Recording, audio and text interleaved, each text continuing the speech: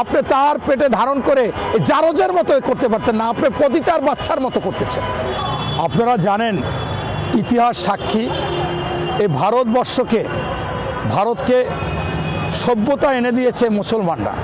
এবং আজকের যে ভারতের স্বাধীনতা, সেই স্বাধীনতায় শহীদ হয়েছিল 92,250 জন, তার মধ্যে 62,993 জন শহীদ হয়েছিল মুসলমান। সেই জন্য ভারতের যারা জ্ঞানী গুণী, যারা প্রকৃত রাজনীতিবিদ, তারা কিন্তু সবসময় মুসলমানদের প্রতি কৃতজ্ঞতা প্রকাশ করেন এবং তারা স্বীকার করেন। কিন্তু আমরা দেখেছি এই ভারতে একজন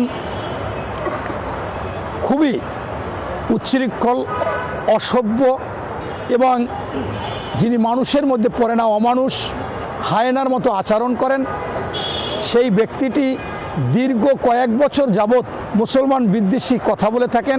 তিনি হচ্ছেন ভারতের বিজেপি নেতা শুভেন্দু অধিকারী। এই শুভেন্দু অধিকারী মাঝে মাঝে কুকুরের মতো আচরণ করলেও মানুষ মনে করত যে কুকুর তো চৈত্র মাসে কুকুর একটু পাগল হয়। এই শুভেন্দু অধিকারীও মনে হয় সেই কুকুরের মতো একটা মাসে বোঝায় মাঝে মাঝে একটু হয়। কিন্তু আমরা ইতিমধ্যে দেখলাম, যখনই ভারতের নির্বাচন, সে পশ্চিমবঙ্গের নির্বাচন শুরু থেকে এ পর্যন্ত তিনি যে সমস্ত কর্মকাণ্ড করেছে, একে ফ্যাসিস্ট বলা যায়, স্বৈরাচার বলা যায়, জালিম বলা যায়, অসভ্য বলা যায়, একে হায়না বলা যায়, একে সন্ত্রাসী বলা যায়। কারণ এইটা কোনো রাজনৈতিক শিষ্টাচার হতে পারে না।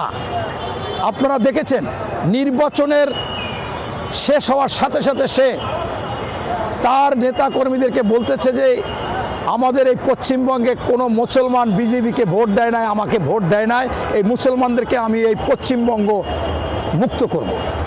এরপরে যে উস্কানিমূলক কথাবার্তা বলেছেন, বলার কারণে পশ্চিমবঙ্গে আপনারা হিন্দুরা বললে ভুল হবে, এক শ্রেণীর হিন্দুরা যে অসভ্য, সন্ত্রাস, জালিম, এই শুভেন্দু অধিকারীর মতো বেয়াদব কুত্তার মতো যারা আচরণ করে, তারা মুসলমানদের বাড়িতে গিয়ে বাড়ি ভাঙচুর করেছে, লুটপাট করেছে, ব্যবসা প্রতিষ্ঠান লুটপাট করেছেন, মারধর করেছেন, মসজিদে আগুন লাগিয়ে দিয়েছেন, মসজিদে নামাজ পড়তে দিচ্ছেন না।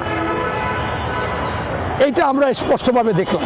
এবং লজ্জাজনক ব্যাপার হচ্ছে, বাড়িতে বাড়িতে গিয়ে যে বাড়িতে মুসলমানরা গরু লালন পালন করতেছে, অথবা তারা এক জায়গা থেকে আরেক জায়গায় গরু নিচ্ছে, তখন সেইগুলোকে নিয়ে বলে এরা আমার মা, এবং মুসলমানদেরকে যা তা গালিগালাজ দেয়, মারে, বলে তোরা জয় শ্রীরাম বল।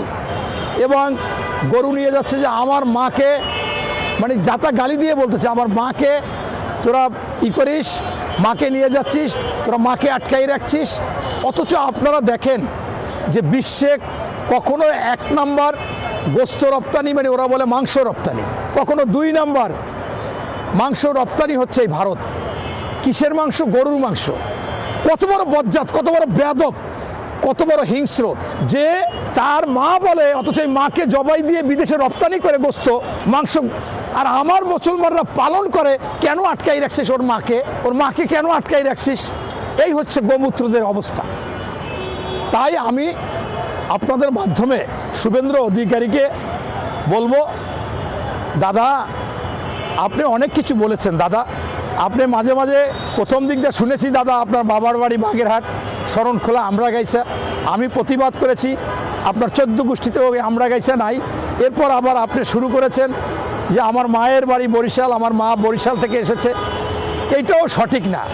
যদি আপনার মা সত্যিকার অর্থে বাংলাদেশের একজন নারী হতো এবং বাংলাদেশি হতো, আপনি তার পেটে ধারণ করে জারজের মতো করতে পারতেন না, আপনি পতিতার বাচ্চার মতো করতেছেন।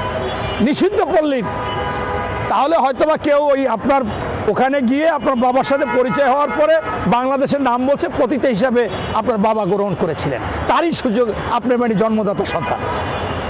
কারণ আপনি যদি বলেন আপনার মায়ের বাড়ি বাংলাদেশে, আমাদের লজ্জা লাগে। আপনাকে বলে দিতে চাই দাদা, আপনার বন্ধু বান্ধবরা বহুতবার ভিডিও সহ প্রমাণ করেছে আপনি কোরবানির সময়, অন্য সময় মুসলমানদের বাড়িতে গিয়ে পেট ভরে গরুর গোশত খান। আবার বলেন আমি একটু রাত্রে পানি টানি খাই, একটু টিফিন ক্যারিয়ারে দিদি দিয়ে দেওয়া যাবে কিনা, টিফিন ক্যারিয়ারেও নিয়ে যান। কত বড় বদমাইশ আপনি! আপনার নেতাকর্মীদের বুঝান আমি মুসলমানদেরকে পছন্দ করি না, ওদিকে রাত্রে আপনি সেখানে যান আর মুখে এক কথা আর একটা অন্য। আপনাকে দাদা বলি, আপনাদের ভারতকে তো আমরা চিনি।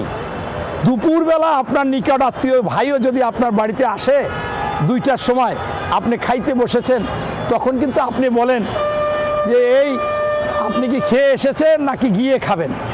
এই হচ্ছে আপনাদের চরিত্র। আত্মীয়তা ভদ্রতা বলতে তো কিছু নাই।